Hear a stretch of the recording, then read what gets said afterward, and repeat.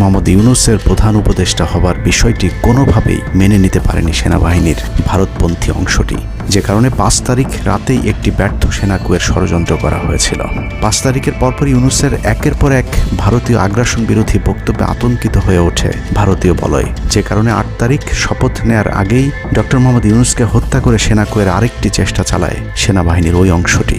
৮ তারিখ ডক্টর ইউনূসের নেতৃত্বে নতুন সরকার শপথের ঠিক আগ মুহূর্তে একটি সেনা কুয়ের চেষ্টা করা হয়। কুয়ের নেতৃত্ব দেন লেফটেন্যান্ট জেনারেল মুজিব এবং মেজর জেনারেল হামিদুল হক।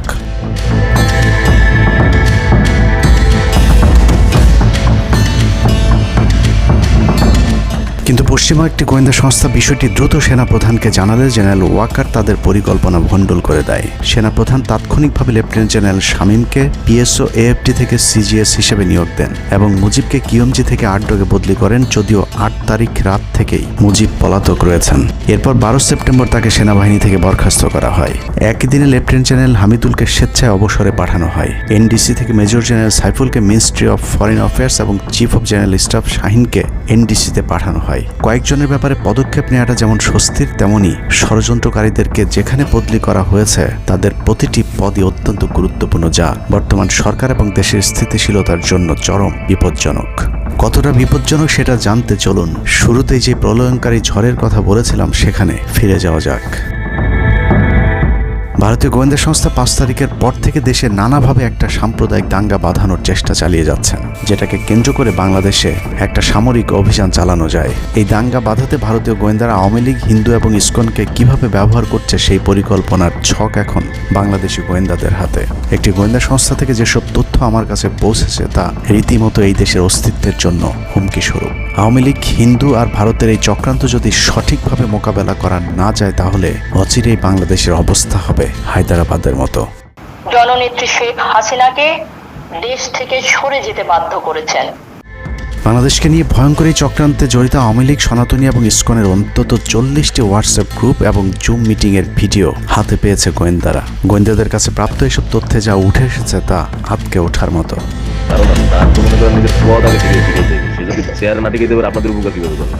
সেনাপ্রধান জামাত হলে এতদিন আওয়ামী লীগ বাইকে ফেলা দিত, ঠিক আছে? এটা তো আমাদেরও আওয়ামী লীগেরও একটা গেম হতে পারে, বলা যায় জামাত শিবিরের উপরে সব চাপা দিতে পারে, এটাও হতে পারে। এসব গ্রুপগুলোতে রীতিমতো বাংলাদেশের বিরুদ্ধে যুদ্ধের প্রস্তুতি চলছে। গ্রুপে তাদের সাথে সাবেক আওয়ামী লীগ সরকারের শীর্ষস্থানীয় নেতা থেকে বর্তমান সেনাবাহিনীতে চাকরিরত জেনারেল পর্যন্ত মাঝে মধ্যেই নাকি যোগ দিচ্ছেন। নানক ভাই থেকে শুরু করে আমাদের সুজিত দা, তারপর আরো অনেক টপ লেভেলের যারা মন্ত্রী, মিনিস্টার, প্রতিমন্ত্রী, তারপরে ইভেন কামাল ভাই।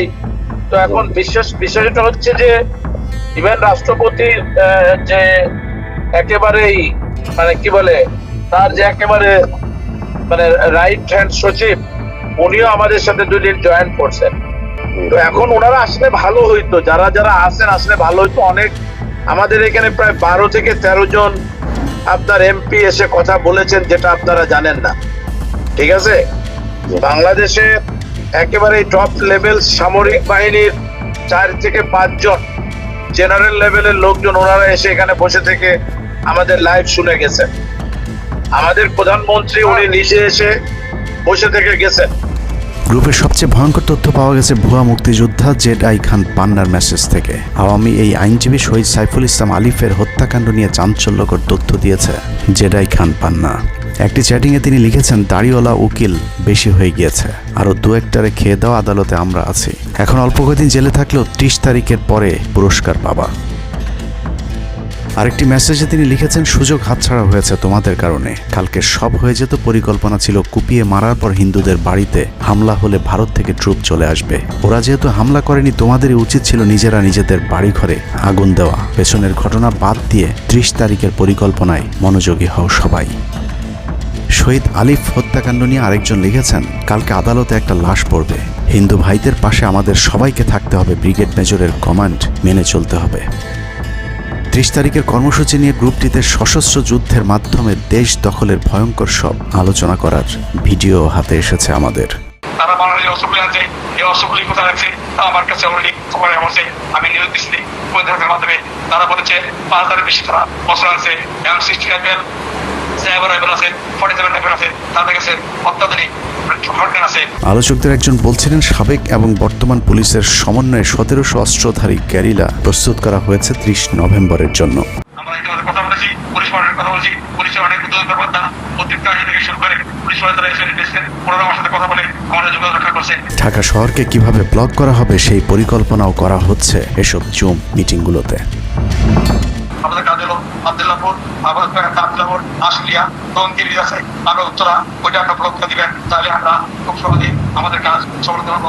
সশস্ত্র যুদ্ধের জন্য পুরো দেশকে মোট 10টি বিভাগে বিভক্ত করা হয়েছে, যেখানে একজন করে ব্রিগেড মেজর নিয়োগ দেওয়া হয়েছে, যাদের সবাই দেশেই অবস্থান করছেন। এর মধ্যে গ্রুপে প্রাপ্ত জেডাই খান পান্নার নম্বরটিতে মেসেজ পাঠানো হলে মুহূর্তেই সাড়া দেন তিনি। কল করতেই গড় গড় করে সবকিছু স্বীকার করেন। জেডাই খান পান্না, জি আমি তাই। 30 তারিখ 50 থেকে 80 ভাগ পুলিশ, আনসার, এমনকি সচিবালয়ের আমলারাও তাদের পক্ষে মাঠে নামবে বলে স্বীকার করেন গেরিলা আক্রমণের পরিকল্পনাকারী জেডাই খান পান্না। আপনারা কি কোনো গেরিলা ইনভেশন হামলা করা যাবে? ঢাকার স্টুডেন্টরা যদি এখনো সাপোর্টার্স অর্গানাইজ হইতে নামে, এই অ্যাডমিনিস্ট্রেশনের 50% না 80% লোক নেমে আসবে, পার্টিকুলারলি পুলিশ, আনসার এবং সেক্রেটারিয়েট থেকে। পালিয়ে যাওয়ার আগে এই ভিডিও প্রচারের সাথে সাথে রাষ্ট্রদ্রোহিতার অভিযোগে তাকে গ্রেফতার করতে হবে, তাহলে চক্রান্তকারীদের আরও পরিকল্পনার তথ্য পাওয়া যেতে পারে। ভবিষ্যতে এ ধরনের ষড়যন্ত্র বন্ধ করতে গ্রুপে থাকা সকলের মোবাইল নম্বর এবং চেহারা দেখে শনাক্তের পর দ্রুত গ্রেফতার করতে হবে।